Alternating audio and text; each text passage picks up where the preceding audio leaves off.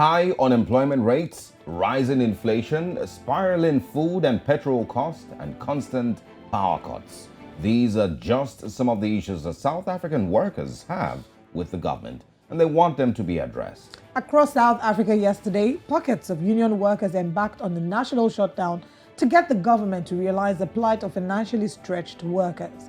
The country's two biggest unions, Federation, the Congress of South African Trade Unions and the South African Federation of Trade Unions, who are usually at loggerheads, banded together yesterday to call on the government to help.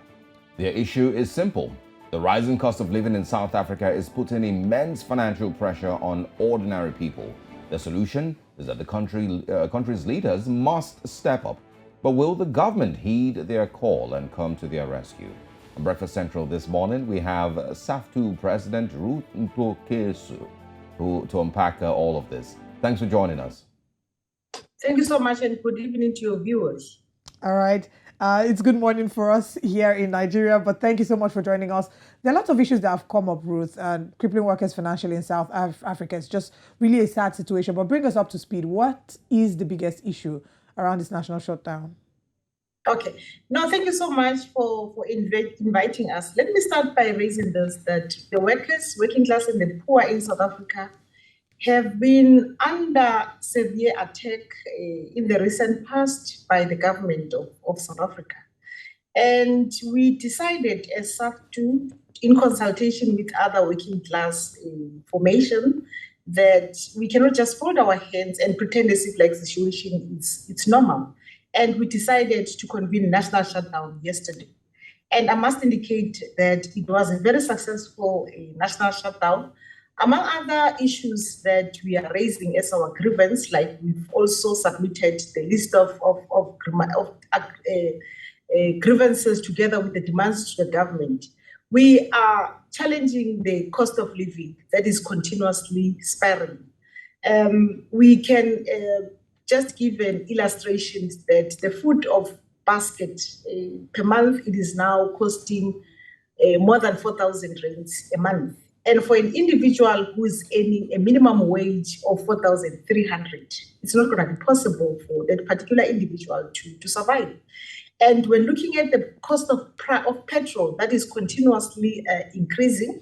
I mean, the petrol price, which is the 95, we can make an example of 95. It has increased by more than 40% from March until to date, although there was a slight decrease. But that on its own, it does have an impact towards workers who are using taxis, because of taxis are continuously increasing the taxi fares. And then secondly, we're also complaining about the cost of electricity. I mean, from 2007 to date, we have about 507% increase of the price of electricity. And we are saying that these are some of the issues that the workers are bearing the brunt because of the corruption and maladministration that are there in Eskom. Another issue that we're also complaining about is the high rate of unemployment. I mean, the unemployment has increased. It is now above, which is the normal definition of unemployment. It is now above 36%. And we know that more than 76% of our youth are not working. Absolutely. And we are calling for the government to at least introduce the basic income grant rather than the normal grant of that 350, which is not sustainable.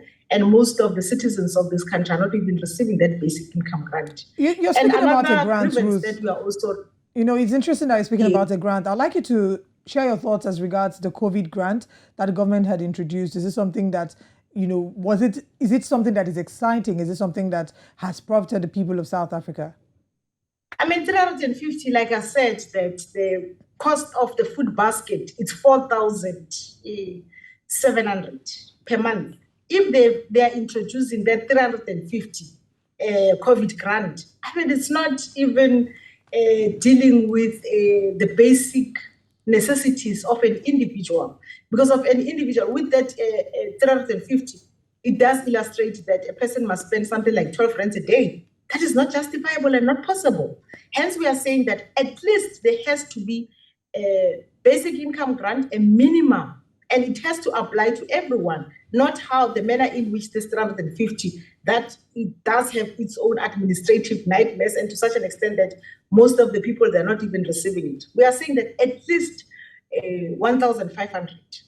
And then we are also calling for the living wage. We know that as things stand, the minimum wage, it is around between 3,800 in South African rands and 4,072. We are saying that we want 72 rand an hour, which is equivalent to 12,500. I think you know that the workers of Marikana, they died fighting for 12,500. So our living wage, it is centered around the struggle of workers in Marikana. And then we are also calling for this privatization or state-owned enterprise, that this privatization of state-owned enterprise, we are seeing how our entities are now being privatized, and as a result of that, jobs are being shed, and then the workers are the one who bear the brunt. And then lastly, I think it's almost equivalent to the interview that you had about xenophobia, crime against women and children, which is gender-based violence, and we're also challenging the xenophobia. Right, and absolutely. We are calling for the government of this country because of... Hello? Yeah, well, I mean, I was going to just ask you, about the national shutdown yesterday, because the concerns that you've mentioned, they're quite a lot. And of course, they're genuine concerns. But let's talk about the shutdown yesterday. Do you think your aim was achieved? Were you able to send a strong message to the South African government? The shutdown, it was very much successful, considering the fact that, which is one thing that we must applaud, that it is historic and significant, that two biggest federations went out raising similar issues of socio-economic issues that are affecting everyone. That is the positive step towards the right direction.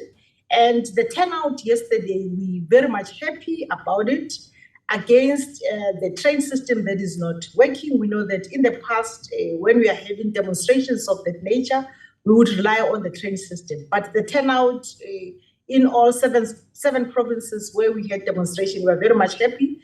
And we sent the strong message to the South African government that this is the beginning of the mass mobilization, where all working class formation, all those that are being affected, we need to unite.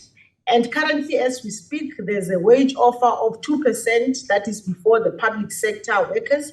We are saying that workers, they must unite across their banners, across their affiliation, because of they are being exploited by the same government, the same system. So we are saying that the impact yesterday, it was just the beginning of mass mobilization and unity of those who are affected. But we are happy in terms of the turnout. Okay, so what happens next, and what are your expectations from the government after this shutdown? We gave them 7 days, 7 days to respond on our list of grievances and demand. But in the meanwhile, there will be further consulting on the next possible action. But the working class consultation that we had with the different working class formation, we agreed that we need to fight in all spheres. Taking out to the street, there was one other avenues that we agreed upon that we need to advance.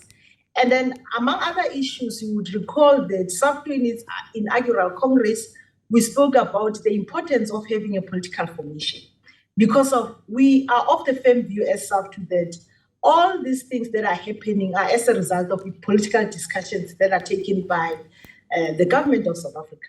So we are in a process of having discussions amongst ourselves, of course, consulting different working class formation as to what should be our political response, because of now that we are not happy about the ruling party. Yeah, what should be our workers in moving forward? So we are in a process of consulting and having a discussion pertaining to that matter.